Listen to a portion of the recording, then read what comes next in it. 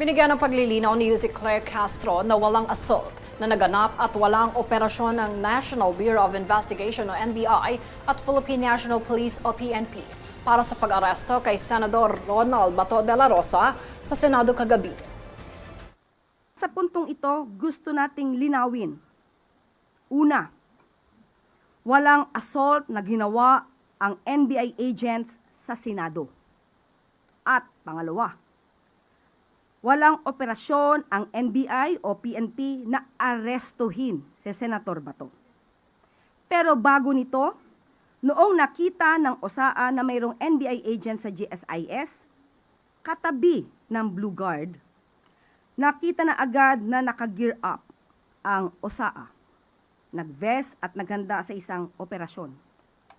Pagdating sa bridge sa GSIS premises, tinanong ng OSAA ang NBI agent na nakaupo, lamang kasama nga ang isang Blue Guard ng GSIS.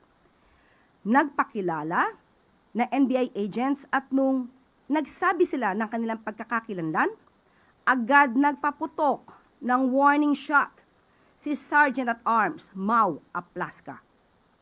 At dahil doon, napilitan ding magpaputok ng warning shot ang NBI agent. Dumating naman sa arawang press con ng palasyo si NBI Director Attorney Melvin Matigag at PNP Chief Jose Melencio Nartates Jr. para magbigay paglilinaw sa naganap sa Senado ng Miyerkules ng gabi. Sinabi ko sa aking mga pahayag doon pa man na wala pong instruction na arestuhin. Katunayan, kausap ko po buong araw si Secretary Bida ng DOJ kung saan po napapaloob ang National Bureau of Investigation.